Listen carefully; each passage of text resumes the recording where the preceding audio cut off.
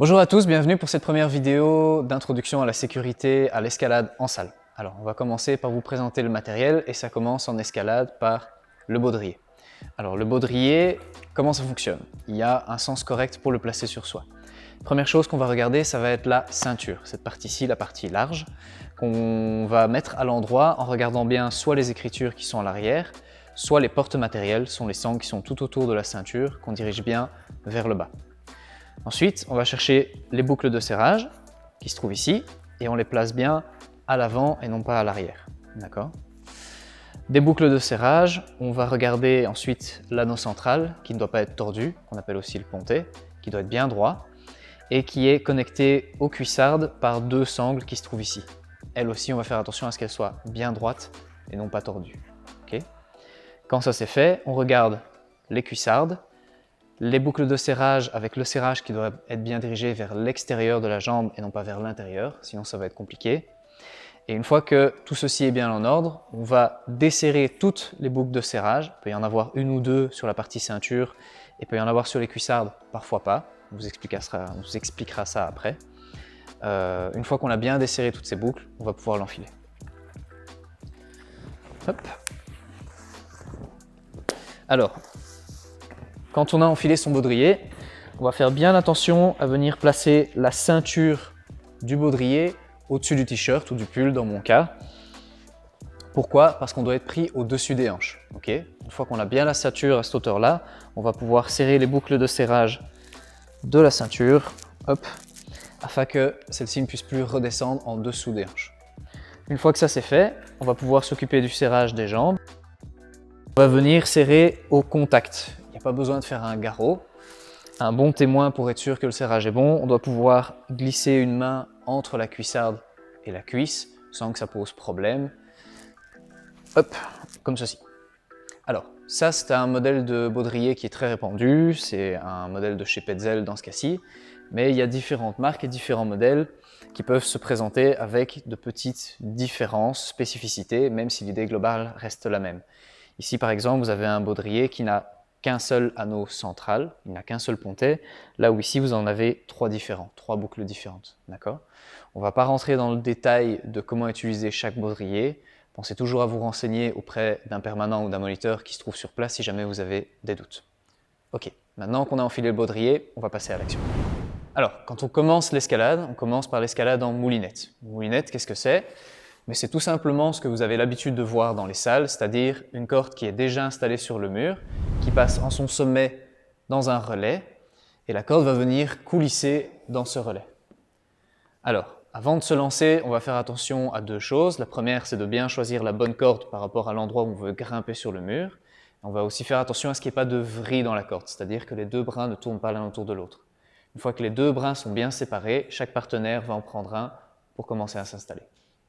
Lorraine, tu peux me rejoindre. Merci. Et ma partenaire va prendre un brin de corde. Alors maintenant, on va s'installer dessus. Je vais commencer par le grimpeur. Ici, ça va être moi. Et je vais installer mon nœud de 8. Alors, comment faire le nœud de 8 sur la corde d'abord? Je prends 1 mètre de corde à partir de l'extrémité de celle-ci. Et au bout de ce mètre de corde, je vais venir faire un petit visage en joignant les deux brins. Je prends l'extrémité de la corde, je fais le tour du visage et je passe dans la boucle pour faire un nœud de 8. Je prends l'extrémité de la corde que je passe dans les deux pontets en commençant par celui du bas. On fait bien attention à passer dans le pontet et pas derrière. Ensuite, je tire l'extrémité de la corde pour venir coller le nœud de 8 à mon baudrier. Avec cette extrémité, je vais suivre ensuite le brin de corde qui vient ici de mon pontet du bas à travers le nœud et redessiner le 8, comme ceci. Si je fais ça correctement, je vais avoir normalement deux brins de corde parallèles qui vont se suivre à travers le nœud. Une fois que j'ai terminé, je serre bien mon nœud de 8 en prenant chaque brin séparément. Et avec la fin de la corde, je vais faire un nœud d'arrêt. Comment est-ce qu'on fait ? Je vais dessiner un escargot autour de la corde principale. Et je vais passer la tête de l'escargot dans sa coquille. On tire ensuite sur la fin de la corde pour serrer le nœud d'arrêt contre son nœud de 8.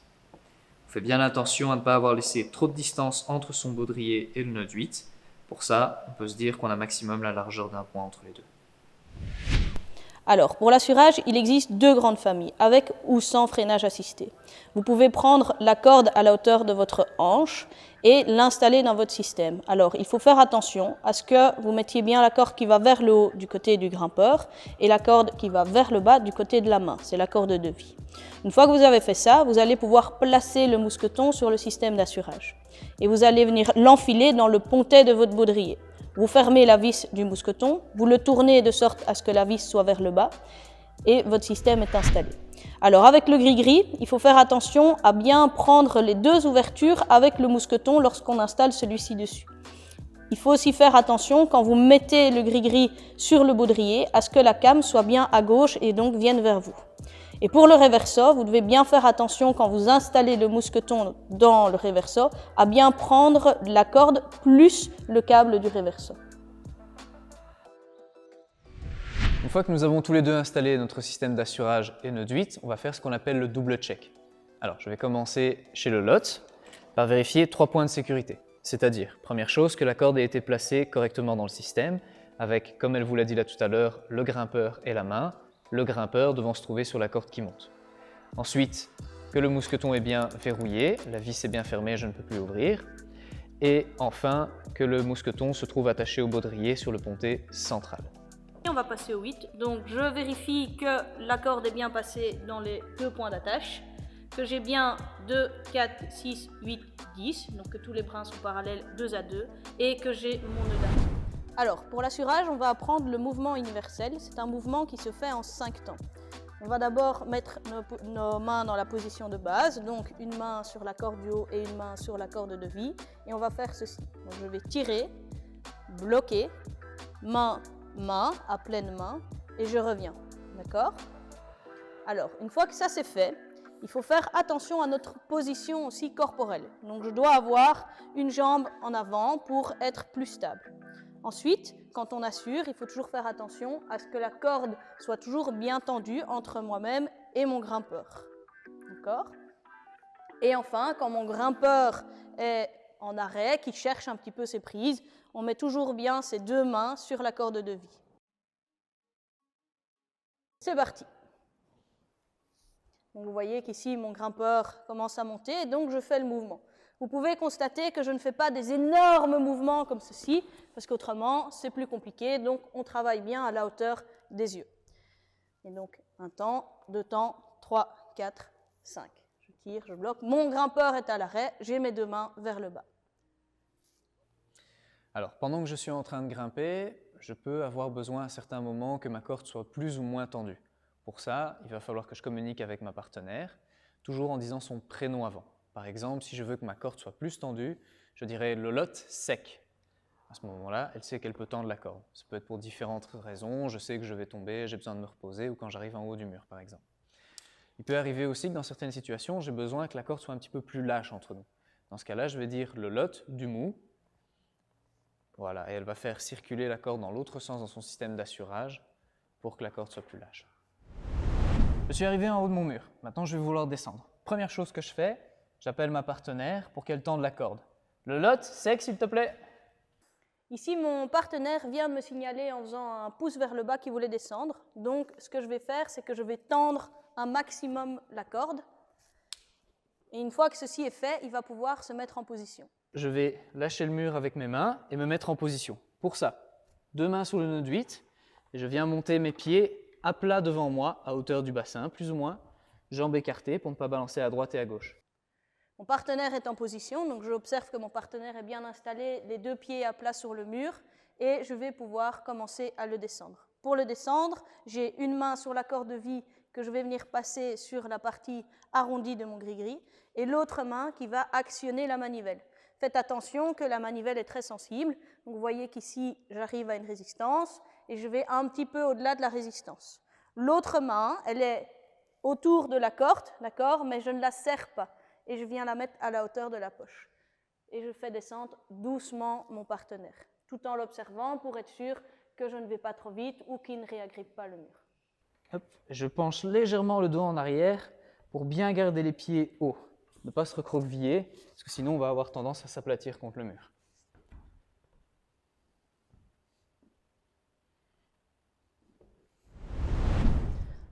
on a encore une autre méthode pour l'assurage en moulinette. Donc c'est un assurage au mur avec ceci, c'est un 8, d'accord. Pour installer la corde dans le 8, ce sera comme avec le reverso. Je vais faire une petite boucle, mettre ma boucle de corde dans la grande entrée du 8, englober l'ensemble du 8 et du mousqueton avec le reste de la corde et mon 8 est installé.